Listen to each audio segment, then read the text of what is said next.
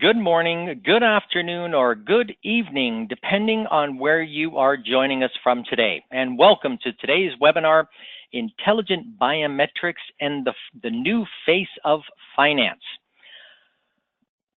My name is Peter O'Neill, and I am the president of FindBiometrics and Mobile ID World, and I am heading to New York City next week for the Women in Biometrics Awards evening. We are a proud sponsor of this with the Security Industry Association. And we are just back from the world's hottest FinTech conference, Money20 in Las Vegas. Biometrics and identity played a very important role. In fact, the entire opening day was dedicated to identity. I remember back my first Money20 6 years ago, when there was no conversation about identity and no mention of biometrics. My, how quickly things have changed. And Money20's Andrew Morris, who's here with us today, was one of the first to see this change coming.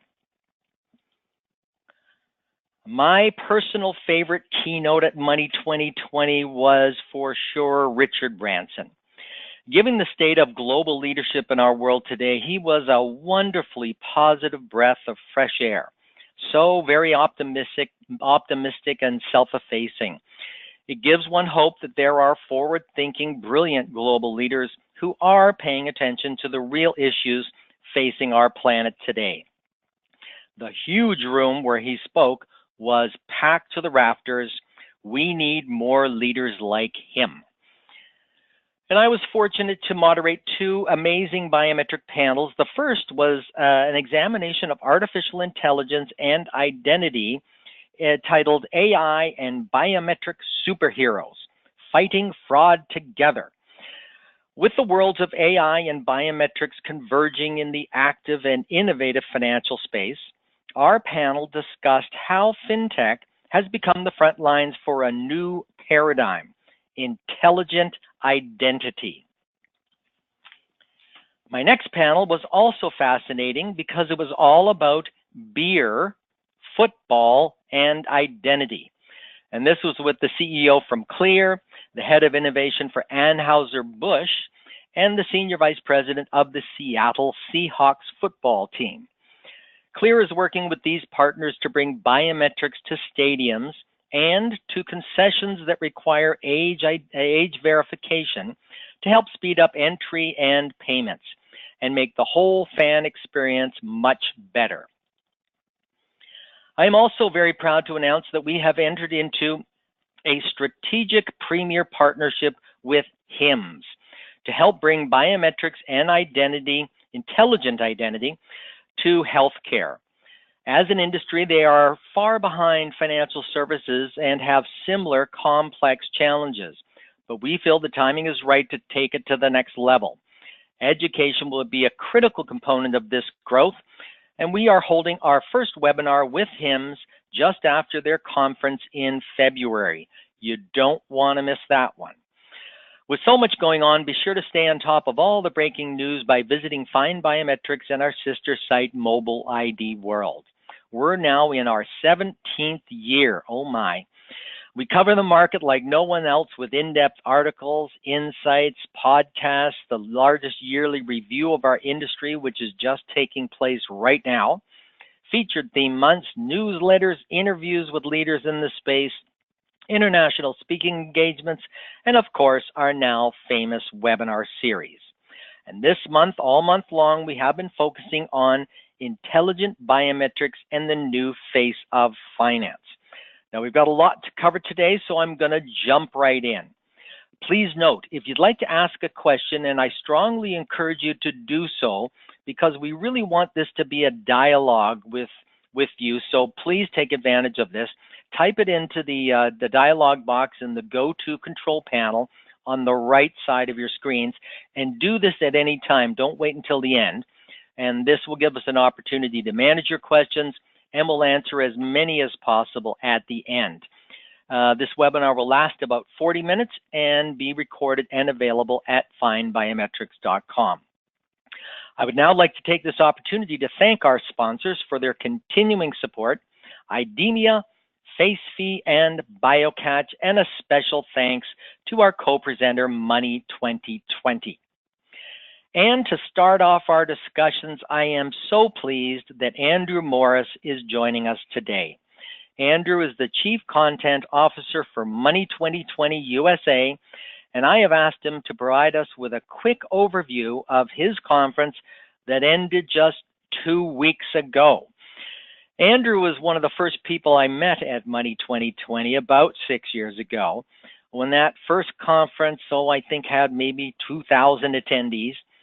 But back then, he recognized the importance of biometrics and identity way back then, and has been a strong supporter of biometrics since. Welcome, Andrew. Well, thank you, Peter. Appreciate that introduction. And it's been a pleasure working with you over the years. And FindBiometrics has been a great partner to us at Money2020 as we've developed content around the biometrics topic. So as you mentioned, I'm going to take a few minutes and just talk a little bit about the event, sort of how we've grown and evolved over the years, give just a few highlights from the event in Las Vegas that was just completed, and some of the global content themes that came out of the event, things that everyone was talking about on our agenda. So I've been a part of Money2020 for 5 years now as a member of the team, but my history with Money2020 goes back to the very first event in 2012. And that first year, I was leading a payments industry consultancy, doing work around mobile payments and loyalty programs and those types of things, and saw the advertisement for this new conference. And there were a few things that struck me about it. One is just the creativity of the marketing. We use these sort of caricatures of all of our speakers that are unique, and I've seen a lot of other events sort of copy that style, but at the time it was new and fresh and had a fun feeling to it that you didn't see at other events. So I was like, well, that doesn't look boring, that looks fun. The other thing that struck me is that one of the major sponsors was Google, that it was a payments event with a strong Silicon Valley presence, with a lot of VCs and startups and stakeholder groups like mobile operators and retailers that were a part of redefining kind of the future of the payments world and transitioning to digital payments, but sometimes we're not fully represented at the other industry events.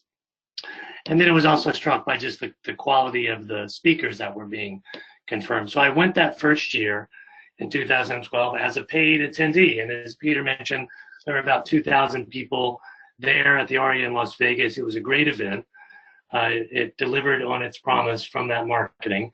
So the next year, I decided, well, I'd love to be a part of that event as a speaker. I'll send in a proposal, and maybe I'll bring some of my retail clients and do a panel. And so that was accepted. So I had the opportunity to moderate a panel that second year. And the event was still mostly payments focused, but the momentum was clearly there. The event had doubled in size. I think there were 4,000 people there that year. And I had the opportunity to speak at the conference. And then I met the original founders of Money2020, and in some conversations after the event, did some work on the agenda that led to them offering me a full-time role as the head of content for Money2020. So there's been 11 events so far with all of our global editions, and I've attended all of them as a speaker or an attendee or now as the head of content. So if we'll go back to that previous slide, Peter, just real quickly. So there are, so we are the leading event globally covering the future of money, we like to say. So it's innovation. Now it's broadened from payments to include commerce, financial services, so banking, lending, insurance tech. It's a broad FinTech conference. Our delegates can learn and make connections at 4 different global editions. We're launching a new event in China that will be happening just next week in Hangzhou. The next one up will be in Asia in March in Singapore, and that will be our second year there. Then in Europe in Amsterdam, that'll be year 4 for the Europe event, and then back to Las Vegas in October. So this year's event was held October 21st to the 24th. We're a public company now. The original founders sold the business. We're now a part of a great company based in London called Essential that runs other events businesses and has been a great a home for the Money2020 brand. So we're not able to give the exact number of attendees, but let's just say there were a lot of people there. It was 5 figures, 10,000 plus, and we're very pleased with how many people were there. There were over 160 different agenda sessions representing more than 90 hours of content.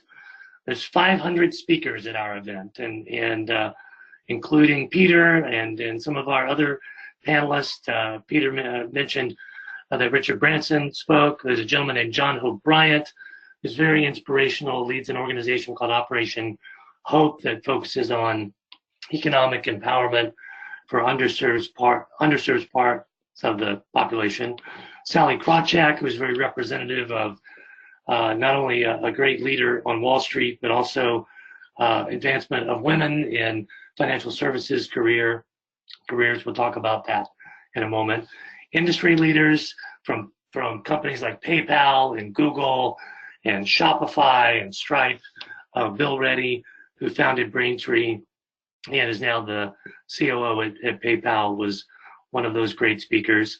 And then a nice celebrity factor. Shaquille O'Neal, the basketball legend, invested in the winner of our startup competition from last year. And we were able to bring him along to be a part of our startup activities at the event. So some of the things that were new to this year's conference, I mentioned Sally Krawcheck as a keynote. Well, we launched an initiative called Rise Up. So Rise Up is an academy-style program for the advancement of women in financial services and technology careers. We had an amazing response to this. Hundreds of women applied to be a part of the program. It was a very select group that participated. It was about 30 or 40 women that had a whole set of curated content and events for them throughout the event. And so we look forward to do more with that in the future. There were new agenda tracks. One was a full day of content on digital identity and biometrics. We also launched new tracks on cybersecurity, on FinTech for social good, a new focus on marketing and its role in financial services. And so a lot of new things there. More networking opportunities. We launched a new sort of AI-powered meeting maker in our mobile app, which was great to allow people to connect with those with like interests. And it's great to use technologies like AI to help facilitate connections at our event. A lot of creative session formats, including live podcasts and Oxford-style debates and fun things along those lines. And then we expanded our startup program to be an academy program with 100 different early-stage companies, all exhibiting, presenting at the conference. So one of the things that came across this year, and I'm proud of this, is that the conversation in Money2020, our content was not just about new technologies and business partnerships, but it was about a broader purpose, that our work matters, that FinTech can have a meaningful impact on people's lives. And our theme this year was the money revolution. And so what do we mean by a money revolutionary? Well, it's really that entrepreneurial spirit, someone that sees that something about our financial system may be broken or could be improved, and are bold enough to work to create a simpler, faster, fairer, more inclusive financial system. And that came across in our content. I think there was an overall spirit of, what we're doing in FinTech really matters. We can make people's lives better with what we do. So just to wrap up, just a couple of themes that were evident across the agenda. So one of them is data. And we're saying here the data revolution may not be televised, but it will be monetized. So there's so many interesting things happening with data. Everything from technologies like AI and machine learning to alternative sources of data being brought into credit decisioning, to issues around privacy and ethics with our data, GDPR in Europe, PSD2 data sharing, and then we think about that. Then what will this mean in terms of consumers' control of their data and how data is monetized in those business models? So that was a big theme. Another is FinTech getting serious about human-centered design. So I talked about, a money revolution to create a simpler, faster, fairer. But part of that is putting the customer at the center in the design of your product and even your company. We had one session that was about design firm IDEO, who had worked to build a FinTech, right? So they designed from the ground up a FinTech called Swell Investing. So not just designing the app, but even designing the company and what would the product be and who would we hire and what should the culture, all of that starting with the customer at the center. Another is this notion of sort of a crisis in financial fairness and how do we solve it. So whether that be solving financial health, bringing people into the financial system, having a diverse workforce, serving the needs of customers, that was evident on the agenda. And then another big theme is the impact of FinTech in Asia, particularly China, but also in Singapore and Indonesia and India and other parts of Asia. And the superpowers like Alibaba and Baidu and Tencent as an example of what is possible, but also partnering with the West and what the impact will be as those companies either partner or compete with Western companies. So that's a bit of a summary of where we've been, how the event has grown from this smaller payments conference to the largest FinTech conference on the globe, and look forward to the rest of the discussion with the panel. Well, thank you very much, Andrew. It was a wonderful conference, and it's been very interesting to see how it has grown since way back around 2012-13 when you and I first met. It's quite fantastic, and I thoroughly enjoy the European show as well. And now I'd like to introduce our three other panelists. Joining us today from BioCatch, Francis Zelazny, who is the Chief Strategy and Marketing Officer, Javier Mira, CEO, FacePhi, and Gary Jones, VP, Biometric Access and Time Solutions for IDEMIA. Welcome all. And let's jump into our first question. We're all just back from Money2020 USA, and all of the companies represented on this panel were there. What were your key takeaways from the conference in terms of biometrics and digital identity? Is the financial biometric industry looking healthy at the current stage? And Gary, can I ask you to start off on this one for us, please? Yeah, absolutely, Peter. So good question, and we certainly are seeing a substantial cultural change across the board in the biometric sector, comparing what we were discussing 3, 4, 5 years ago when people were asking the question, should I be using biometrics? And now that conversation has changed to what biometrics or which biometrics should I use? So there's a natural acceptance that it's a key part of securing identities, securing processes, securing facilities, and the conversations are going far more rapidly and resulting in far more actual deployments of biometrics across the board. So definitely a very strong uptake for our industry. Thanks, Gary. Francis, I know you were not personally in attendance, but your company was, and I'm sure you've had lots of feedback. What did you hear the key takeaways were? Lots of feedback, lots of excitement, lots of great notice on the coming together of different modalities, which I know we'll talk about later.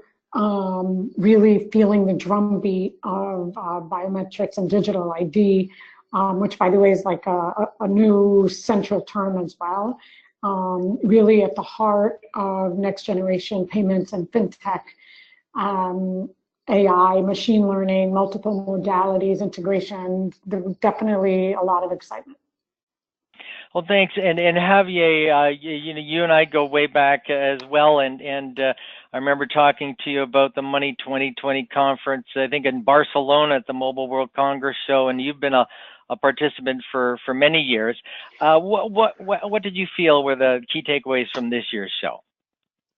Hi, Peter. I totally agree with Gary. I've been in Money 2020 in the last 3 years, and we noticed that at the beginning, all the companies that were visiting the booth were asking about what biometrics, what were biometrics in the industry, and now they are arriving saying we need to implement any kind of biometrics because it's a general demand for that. We noticed that this year in particular, the digital identity has been really the hot topic. So all the onboarding process, frictionless, branchless entities, etc., is really on the market now. And not only the financial services, I would say companies like you mentioned, like Google or Uber, are coming to these shows to analyze how they can change the interaction with the users by using biometrics, by using AI or any other method. So I think I would say the hot topic for this edition probably is the KYC and the digital identity. Well, thank you very much. And next question, artificial intelligence and biometrics are both thriving in FinTech. And both technologies, they are converging. How has the introduction of artificial intelligence to biometric systems changed the financial services space? And Francis, could I ask you please to start off on this one for us? Sure, thank you, Peter. So AI is playing much more of a role in FinTech all around. I'll talk specifically about behavioral biometrics, which is the modality that BioCatch offers, but for sure, it's AI is not limited to behavior, to its use in the behavioral modality. So one of the things that makes behavioral biometrics unique and where AI has a particular role to play is that unlike other traditional biometrics, we're not looking for fixed points or measurements in a known or given image. Essentially, it's the opposite. So with behavioral biometrics, you have a baseline of the general population, and you're looking for deviations against that general population to really understand what makes everybody unique. The role of AI really comes into play into making those, understanding those points much smarter over time, establishing those profiles and obtaining more and more information as you learn more about the user, but also to be able to distinguish legitimate users from fraudsters and pulling that information in very dynamic ways in real time, knowing that user behavior actually is not static. User behavior change naturally from over time. User gets to know an app better or decide there's new functionality inside an app. So with behavior specifically, behavior and AI go hand in hand, and I'm sure the other panelists can talk about other modalities. Well, thank you, Francis. And Javier, you have a lot of deployments in the financial space. How are you finding AI affecting both your offerings and just the overall financial services area? Well, what we noticed is a huge increase of users using biometrics. So 3 to 5 years ago, probably we were not using any AI in our technologies, and the number of or the volume of users that were just implementing or in the case of the end users using these technologies were quite small. However, now you have not only one biometrics, probably you have more than 2 or 3 biometrics in the same bank, in the same industry, in different scenarios, and trying to moderate different case of use in order to apply the different biometrics. At that point, you can imagine that the volume of the data that you need to process and the amount of different images or any patterns that the customer is doing in any transaction, you can manage that data using AI and improving a lot the technology. So the accuracy, the convenience, and all related to biometrics is being really changed after using AI. So I think it's mandatory that now any biometric company or any AI company related to biometrics need to be combined in order to achieve the final goal of any biometric technology, that is to have a really high adoption rate on the channel. And this is thanks because you can manage this amount of data by using AI, so you can learn from the client every time that he's using the technology. Couldn't agree more. Thank you very much for that. Gary. Yeah, agree very much with what's been said, but also to add around the accuracy piece, you know, when you're dealing with biometrics, after all, you're dealing with human characteristics, and those characteristics change over time. They can change due to age, they can change due to the environment, what the person's, work function is, etc. So it's always been important in our industry to be able to build algorithms that can deal with the ever-changing nature of any individual's biometrics to make sure that they're read accurately and that the results are reliable, that you can base decisions on. So AI brings us a lot of additional value that we can extract and put into algorithms, and sometimes also can offset the amount of hardware that's required to do that same processing. So it brings value from a number of different perspectives. And one point which we'll talk about later on the frictionless side, it definitely helps improve the user experience, because it means you can do faster processing of more data without having to compromise in security. So it definitely has been a game changer in the industry. Very good points. Thank you, Gary. Next question. There is a strong sense of collaboration in biometric FinTech right now. And actually, Andrew mentioned this. Why is collaboration so important for the industry at this point in time? And Javier, could I ask you to please start on this? Yeah, sure, Peter.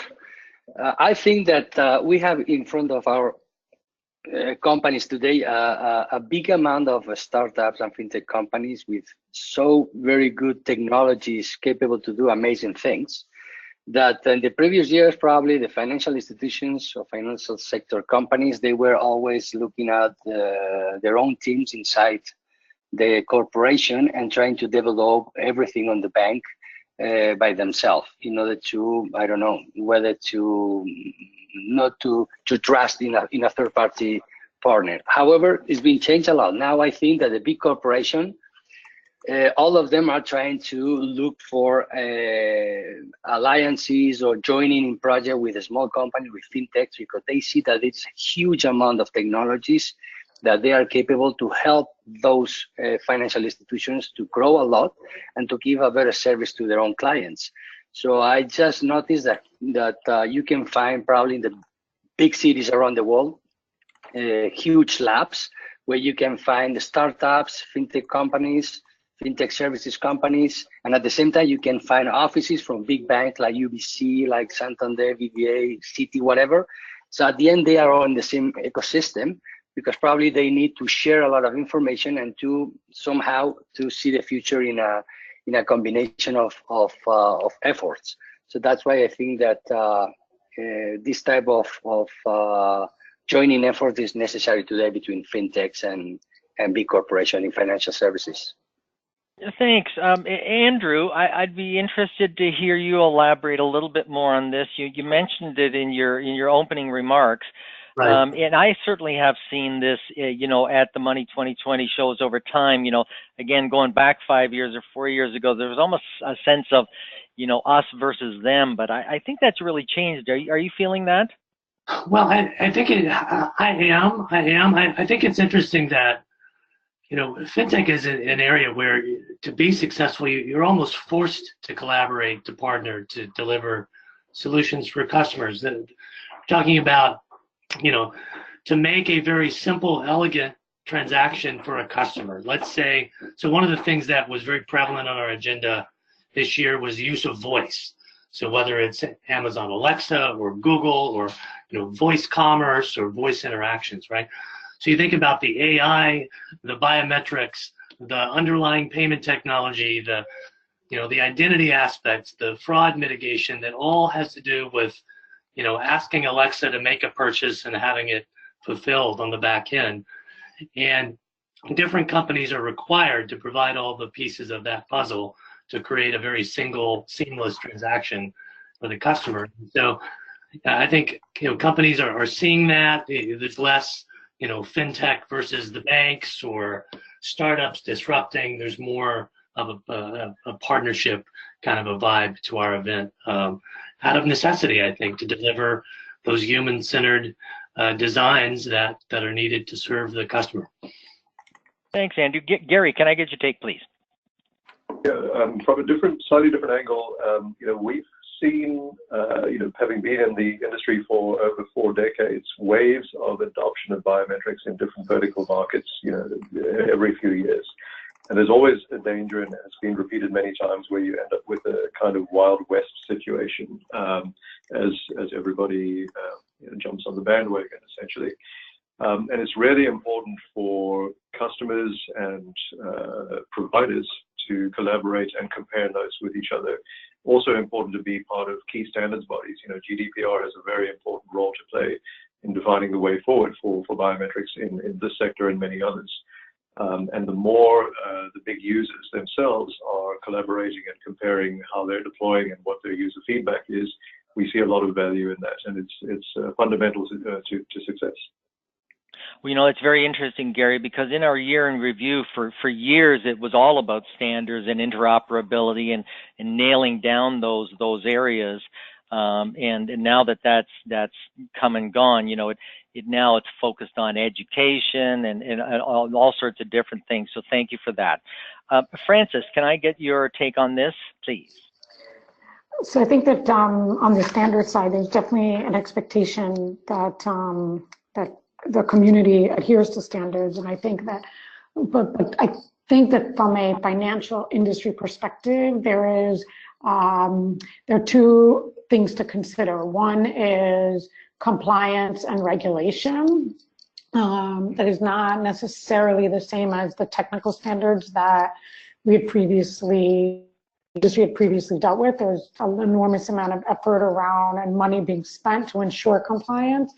And then there's the whole digital transformation and what that means vis-a-vis existing infrastructures, legacy systems, how to move these very giant boats, and a lot of different components coming together that have to live together in the same ecosystem. And that requires collaboration. That requires big players, small players, innovators, stakeholders, regulators, all understanding how the different components actually work to apply, for example, to different cybersecurity regulations, GDPR from a privacy protection perspective, other forms of KYC regulations that are coming down. And so we used to talk a lot in this industry about silos and different functionalities, but for the first time, I think because of digital transformation and what that actually means for the financial sector, we're seeing multiple people from different areas actually sitting at the table together. Thank you. Yeah, customer experience has been the main driver in biometric fintech adoption. And as such, we have seen multimodal biometric systems really take hold in mobile banking. Why is it important for biometric solutions in fintech to offer users a choice of how to authenticate? Gary, can I get your take, please? Sure. So, Peter, this can be driven by a number of different aspects. It could be cultural, it could be regional, where certain modalities are preferred or more applicable than others. I think, again, as you said, it's all about usability, and you've got to have the user buy-in for these systems to be successful. So having typically more than one different modality available to any given user when they enroll themselves or when they authenticate themselves just mean that you have the opportunity to capture the highest percentage of your user population, and you have the highest chances of matching everybody that you need to. Thanks, Gary. Francis? Well, the banks are dealing with enormous amount of people, and their customers are consumers, and consumers are not a homogeneous group. different people have different preferences. And also in the financial world, you're touching on many different real world applications, use cases, where you make payments, how you make payments. So the process of making a payment online, for example, is very different than doing it in the retail store, even though, you know, you might use a credit card on both. So in the very back end, you know, the rails might be the same, but the front end experience is tremendously different. And so it's a little bit of different strokes for different folks, and a bit of applying different technologies in different applications, even though they're all sort of payments and finance.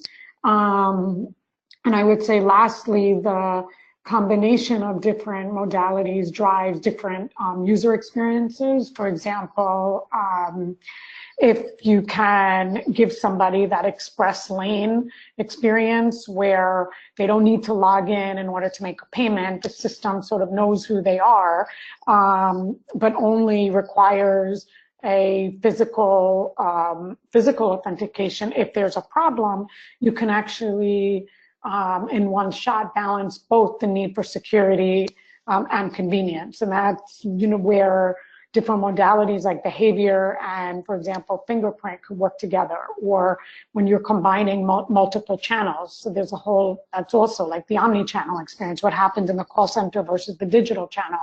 And all of these things now have to be taken into consideration for a unified customer experience. Thanks. And Javier, please. Sure, Peter. I think that to really analyze why today somehow banks are trying to offer multimodal biometrics to end users, we should go back to the beginning of why using biometrics. And this is because we are trying to avoid any use of passwords or physical tokens, etc. And banks were really unsure about using this type of new technologies. So the first thing they had to do, or we had to do as well, was to somehow educate the end users by indicating that the use of biometrics is a more secure and more convenient way rather than using passwords.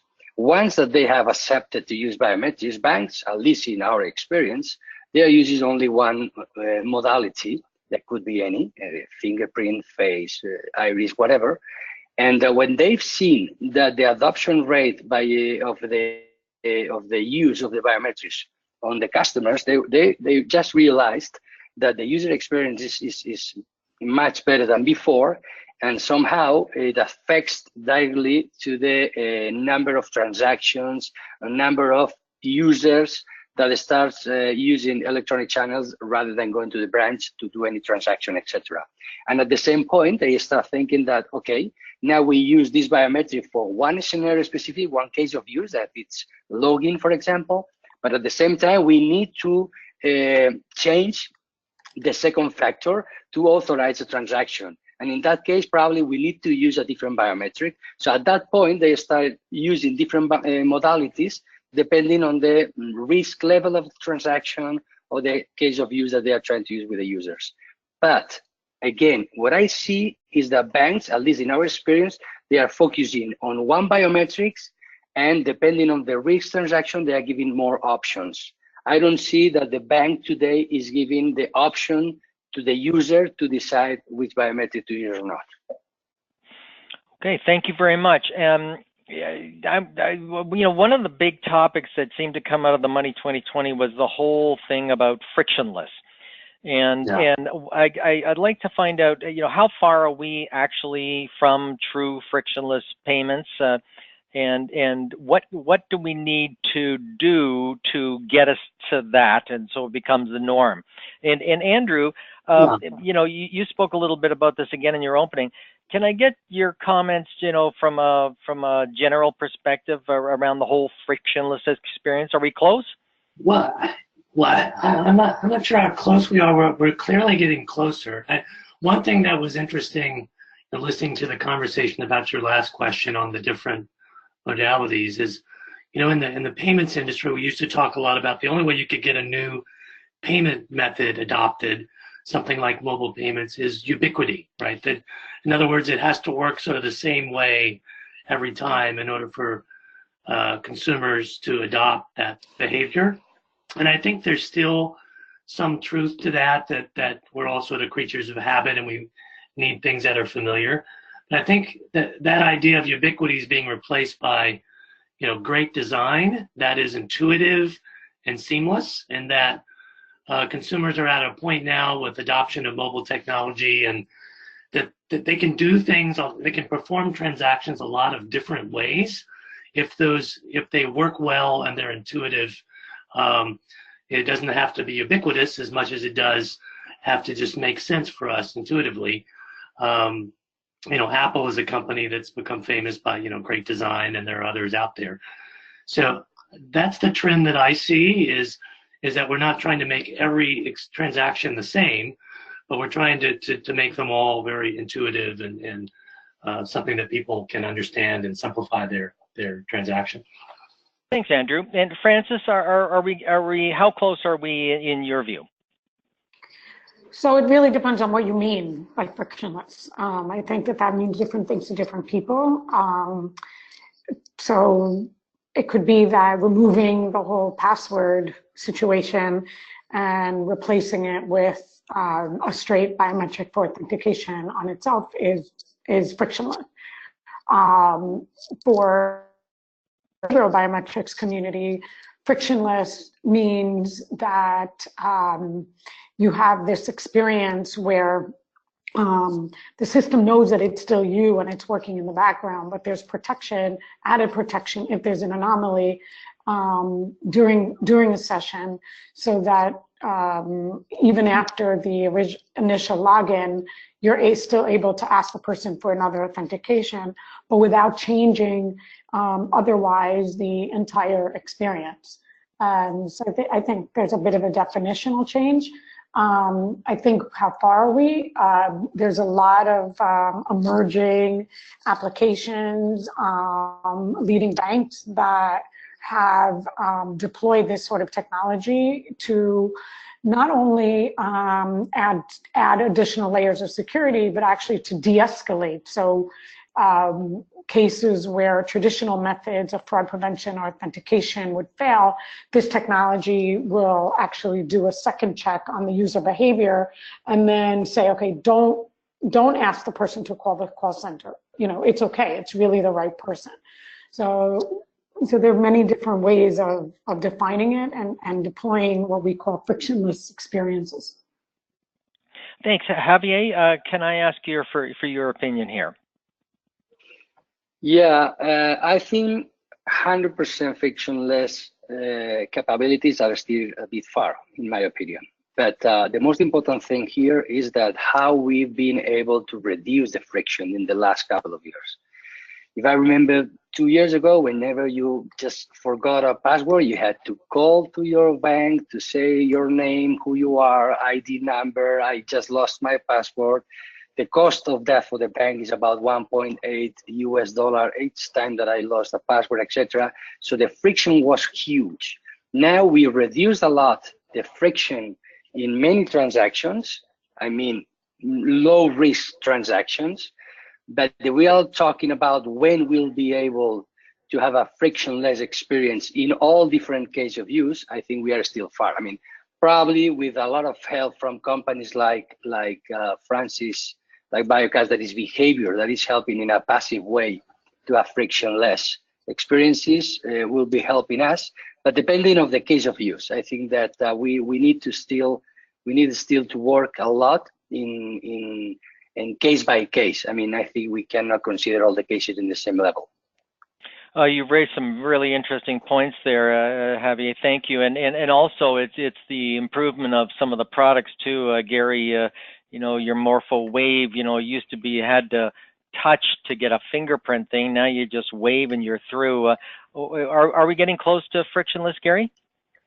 Yeah, absolutely, Peter. So I think a really interesting element here is if we look at the adoption of biometrics in other horizontals. So, for example, in the physical security or access control market, which has been prevalent across vertical markets for at least the last 20 years, most of the major banks have been using biometric for physical access control for 10 to 15 years. And what's very interesting about this particular use case is that every employee that works in a bank, whether it's a corporate headquarters or a branch, they're probably interacting with that biometric technology a minimum of 5 to 10 times per day. That's even more times that you would interact with the biometric technology for the purpose of a payment system, for example, in a banking transaction. So there's a very interesting and relevant body of use case and experience that already exists within the financial sector for biometrics to manage their own employees. And what we've seen that's been very interesting is that because they've got this history with using the technology, they were also very early adopters. When the biometric industry started to produce frictionless biometrics for the purpose of access control, the financial sector was actually by far one of the most rapid adopters or earliest adopters of this technology, like you mentioned, with MorphoWave specifically, because now you can acquire fingerprints on the move, for example, in 3 dimensions without any contact and without any influence from external factors like lighting, etc. So we've definitely seen a massive shift in adoption, or let's say a change of gears with this new technology. And it's also helped to expose, if you think about it, every employee at a bank then is using the technology daily and starting to develop ideas of how they can use it for their own customers. So that's been, I think, something that's maybe a bit of an under the radar example of how much influence this use case of biometrics is having on the industry. And I can tell you that from our access control customer base in the financial sector, we've seen an amazing amount of innovative ideas coming from them on how they'd like to use the same technology to provide better services to their consumers. And one other, I think, important point is that obviously when it comes to overall security within the financial sector, one doesn't have to, or one cannot only prevent or concern themselves with the cyber attack or cyber threat. The physical threat in terms of actual intrusion detection, intrusion prevention is a very, very important link in the chain of security within the financial sector. Because if you're allowing bad guys or the wrong people into your corporate facility or your banks, you're just as vulnerable if you're letting them in via a cyber attack. So I think the use of the technology in that space particularly has had a big impact and has a huge amount of value in the sector.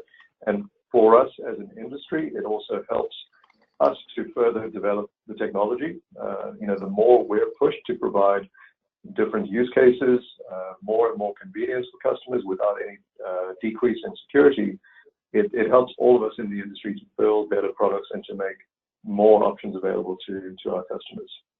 Well, thank you very much, Gary. And we have a number of questions coming in from the floor, and we only have time for one. So I'm going to wrap it all into one question because a lot of it has to do with privacy, data storage, payment regulations, PSD2, et cetera. So, can I ask each one of you, just in sort of summary, to comment on, the overall end user concern, because these questions come up whenever I'm doing a panel, and they're always kind of the same type of questions. And so, what would you say when it comes to questions about how do you secure data storage? What about my privacy rights? And are regulations that are occurring in Europe and California, et cetera, can biometrics help in that regard? And I'll just throw it open there. So, Peter, I'll comment quickly on that. Very, very natural question, and it comes to us irrespective of the vertical market that we're talking to, and a very important question. I think from a biometric industry perspective, leading solutions or leading manufacturers will design products with security in mind, especially with the latest GDPR requirements. But it's also important to mention that biometric data can be stored in multiple, or many different ways, and it can be configured in a way that you also allow your customer to decide. So, for example, it can be stored on their own phone, it could be stored on their own credit card, or it could be stored centrally. And sometimes, you have to weigh up the pros and cons of these different situations. If you want to provide, for example, completely frictionless biometric authentication, Maybe you don't want to have the consumer need to carry a card or to have their phone with them. So that implies that you have to have the biometric data stored somewhere. But in turn, obviously, then the security measures become even more important about the encryption of that data at rest, in transportation. And another key topic which we didn't touch on yet today, but it's a key part of the biometric industry, has been for a long time, which is spoof detection. Because spoof detection is another layer of security that you have to put into these systems to ensure that if by any chance the actual source data is hacked or stolen, you have another way to detect whether it's being used fraudulently. There's no single solution to this, so there's no single configuration that one can say is best. But the good news is that there are many ways that you can achieve a very secure implementation based on design options. Great, thanks for bringing up the anti-spoofing. You're right, that is also brought up. Javier, Francis? Yeah, sure. I'm sorry, Francis, go ahead. Okay. So I think that from a biometrics perspective, it's very clear that it's a form of personal data and it needs to be treated as such. I think that's a very good thing for the industry. I think, again, back to compliance and KYC and regulations and having a lot of people around the table, having a common understanding of what it means and what the responsibility is, and you're just using GDPR in particular, the responsibility between the banks, for example, as controllers and the biometric companies as processors, and where the lines are drawn and what people really need to do, I think is really important. So for me, this is a great evolution from the days of technical standards. Being a marketing person, to me, this really helps to shape how these technologies get adapted and deployed in order to protect consumer privacy and to establish a global understanding of what that actually means. And Javier, you have the last word. Okay, yeah, I think that is our job, is our work to implement all these regulations like PSD2 or GDPR, or to be, the technology has to be secure, the transmission of the data has to be secure, etc., etc. But I think also it's our job to somehow educate users in what means the use of biometrics, because every time that we deploy a technology in any bank, we receive the same questions through social networks like Twitter or any other channel asking about, hey, why is my face now traveling through internet? Or why is my fingerprint traveling without any security? So somehow the bank is also has the necessity of showing the end users how the use of biometrics is somehow is being secured, and the privacy of the end user is being well managed, because obviously all these regulations are very, very good, because we need regulations to apply things properly. But at the same time, if we don't educate people, they just understand that the biometrics are traveling without any control. Well, Javier, a very important point, the educational aspect, and especially thanks to Money 2020, we have a platform where we can start to address some of these issues as well. And I'd like to again thank our sponsors, IDEMIA, FacePhi, and BioCatch for their continued support, and especially again to Andrew Morris for carving out some time after his very busy schedule over the last couple of weeks. This concludes our webinar today. Thank you very much for attending.